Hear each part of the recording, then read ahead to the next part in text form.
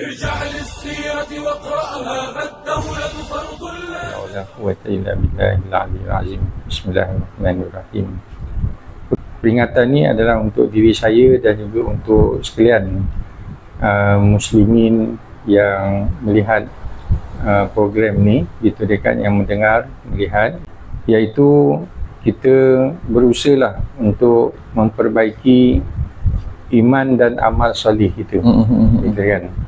Apa yang dimaksudkan memperbaiki iman dan amal soleh ni, iaitu kita belajar bagaimana cara beriman yang sebenar-benarnya mengikut cara Rasulullah sallallahu alaihi wasallam, iaitu dengan cara berfikir yang tadi saya hanya sempat memberi satu contoh, iaitu bagaimana berfikir beriman dengan kewujudan Allah Subhanahu wa taala, gitu kan.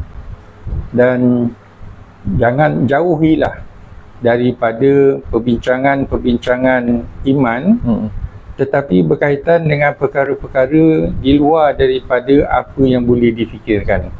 Kerana saya lihat di antara fenomena dalam masyarakat Islam kita yang tak memikirkan tentang iman, itu satu bahagian yang besar.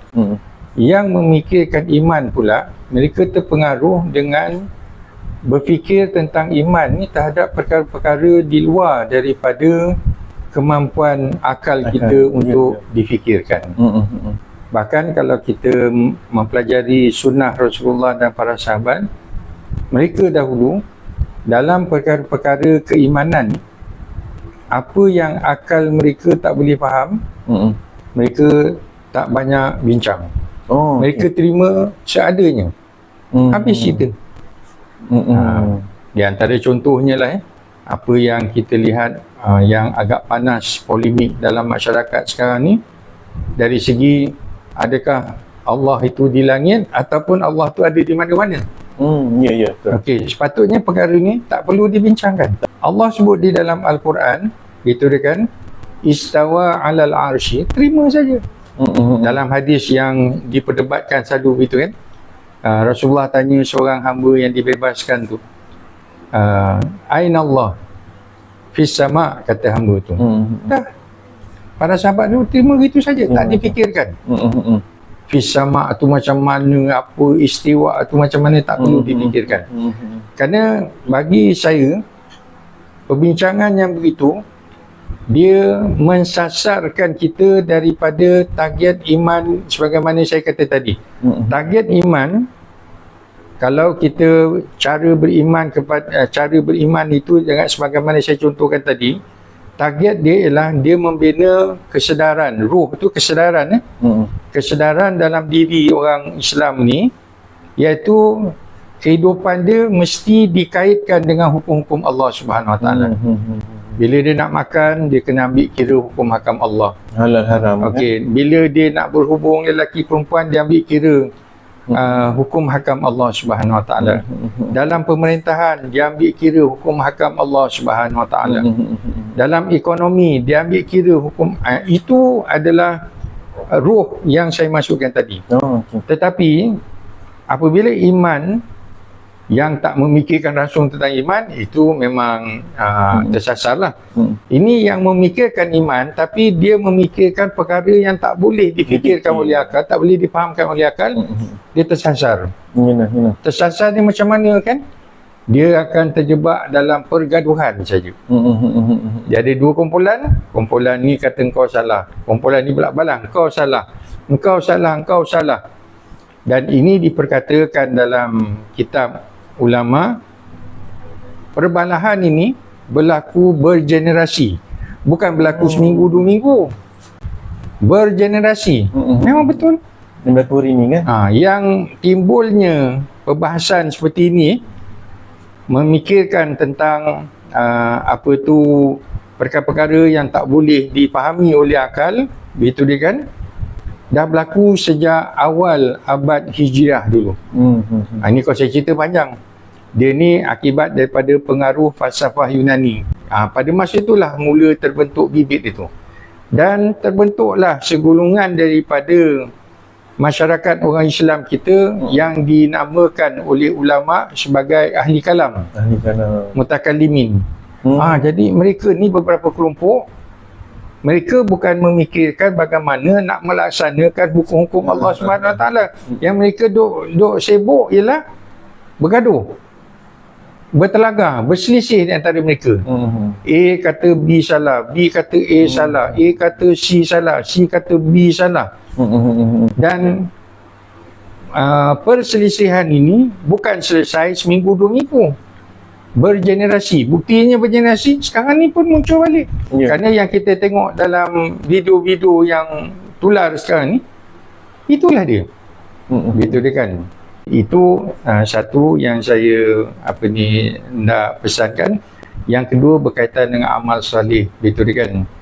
Okey, amal soleh ni terimalah amal soleh secara keseluruhan, bukan sebahagian-sebahagian. Kerana yang dikatakan amal soleh ni ialah perbuatan yang kita lakukan dalam kehidupan. Yang dikatakan baik itu ialah bila bertepatan dengan perintah-perintah dan larangan-larangan Allah. Maksudnya yang Allah perintah buat, yang Allah larang tinggalkan. Semua.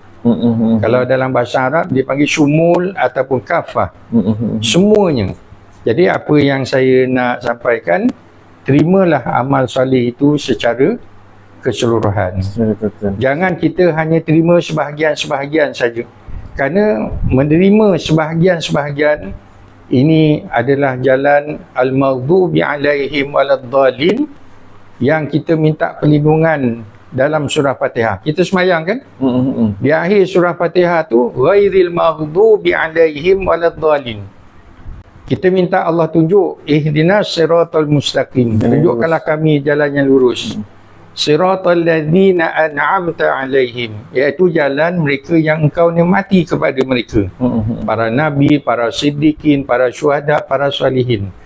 Ghairil maghdubi alaihim waladdallin, tu bukan jalan orang yang dimurkai dan bukan jalan orang yang sesat. Di antara jalan yang Allah murka dan sesat ialah yang Allah sebut dalam suratul Baqarah, kalau tak silap saya ayat 85. Afatu'minuna bi ba'dil kitab wa takfuruna bi ba'd. Fama jazaa'u man yaf'alu dzalika minkum illa khizyun fil hayatid dunya. Okey, apakah kamu beriman dengan sebahagian kitab? Yang asal turun ayat ni ialah kepada ahli kitab. Gitu kan? Wa takfuruna bi ba'd, dan kamu kufur dengan sebahagian. Maksudnya ahli tafsir terangkan, beriman dengan sebahagian kitab, dia buat apa yang Allah perintah, apa yang Allah larang. Wa takfuruna bi ba'd tu ada sebahagian perintah dia tak buat. Ada sebahagian larangan tu dia langgar. Fama jazaa'u man yaf'alu dzalika minkum. Balasan mereka yang melakukan beriman sebahagian, kufur sebahagian ini, khizyun fil hayati dunia, kehinaan. Dia akan hina dalam kehidupan di dunia. Ini azab di dunia lah. Wa yaumal qiyamati yuraduna ila asyadil azab, dan pada hari kiamat mereka akan dikembalikan kepada azab yang bersangatan. Ada yang dia mengatakan, oh yang awak baca ni ayat tentang ahli kitab Yahudi dan Nasara, tak kena pada kita. Okey, kalau kita belajar tafsir, dia kena belajar usul tafsir. Dalam usul tafsir ni maknanya menerangkan tentang cara macam mana kita nak menafsirkan ayat Quran. Dalam kitab usul tafsir dia ada satu kaedah, dia kata al-ibratu la bi khususis sabab. Pengajaran ayat bukan dengan khusus sebab. Al-ibratu bi umumil lafzi, minta maaf. Al-ibratu bi umumil lafzi. Pengajaran diambil daripada umum lafaz. Umum lafaz apa?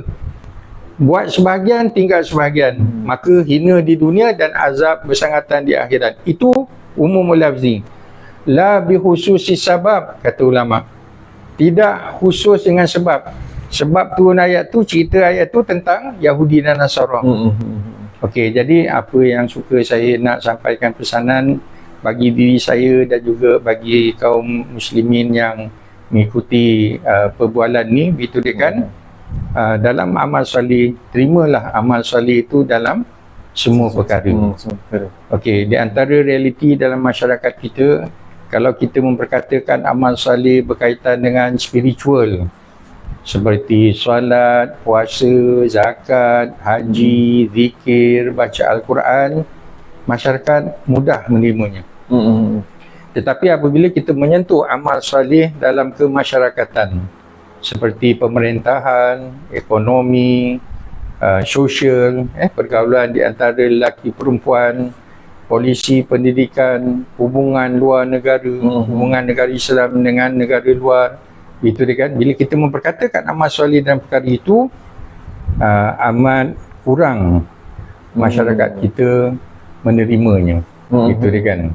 Okey, jadi ini di antara perkara yang saya lihat yang fenomena dalam masyarakat kita. Kalau amal soleh berkaitan dengan spiritual, senang mereka terima.